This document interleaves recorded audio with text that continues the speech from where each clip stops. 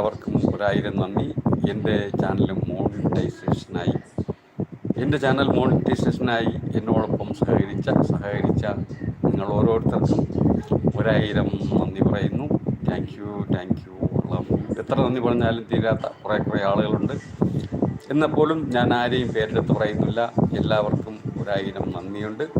സഹകരിച്ചതിന് ഒക്കെ ഒരായിരം നന്ദി. വീണ്ടും ആ സഹകരണം ഞാൻ പ്രതീക്ഷിക്കുന്നുണ്ട്. തുടർന്നും നിങ്ങളുടെ എല്ലാവരുടെയും സഹകരണങ്ങൾ എനിക്കും എൻ്റെ ചാനലിനും ഉണ്ടാകുമെന്ന് ഞാൻ പ്രതീക്ഷിക്കുന്നുണ്ട്. Thank you all of U.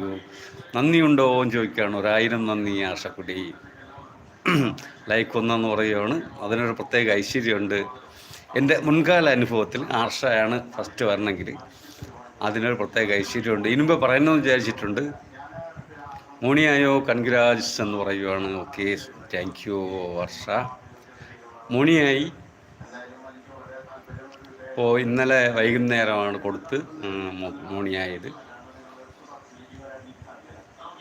ചിലവുണ്ട് എന്ന് പറഞ്ഞാൽ തീർച്ചയായിട്ടും ഞാനത് പബ്ലിഷ് ചെയ്യണമെന്ന് വിചാരിച്ചാണ്. എനിക്കൊരു അനുഭവമുള്ളത് സോളോയാണ്. സോളോ മാക്സിമം എല്ലാം പബ്ലിഷ് ചെയ്തപ്പം അവസാനം സോളോയ്ക്ക് മോശം അനുഭവമായിരുന്നു. അതുകൊണ്ട് പിന്നെ എങ്ങനെയാണ് എല്ലാവരും നന്ദി പറയാതിരിക്കണമെന്ന് വിചാരിച്ചാണ് ഞാൻ ഈ ഒരു നന്ദി പറയൽ ലൈവ് ഇട്ടത്. ലൈവാണല്ലോ എന്നെ ഈ ഒരു ലെവലിലേക്ക് എത്തിച്ചത്.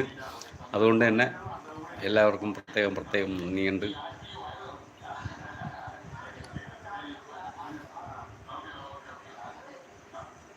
അതൊക്കെ ഉണ്ടാകും സോഷ്യൽ മീഡിയ അല്ലേ എന്ന് പറയണം. അതെ, ഈ ലൈവ് ഇടുന്നവർക്കാണ് ഈ പ്രശ്നങ്ങളൊക്കെ ഉണ്ടാവണേ. കാര്യം കുറേ ആളുകൾ കുശുമ്പുകാരും അസൂയക്കാരും ഒക്കെ ഉണ്ടാവും.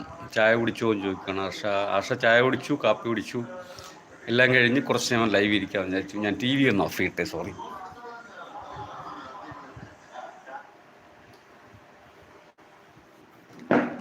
TV ഓഫ് ചെയ്യാൻ മറന്നുപോയി. TV സൗണ്ടും കൂടെ വരെയായിരുന്നു. ഓക്കെ എന്ന് പറയുന്നുണ്ട്. Thank you Arsha.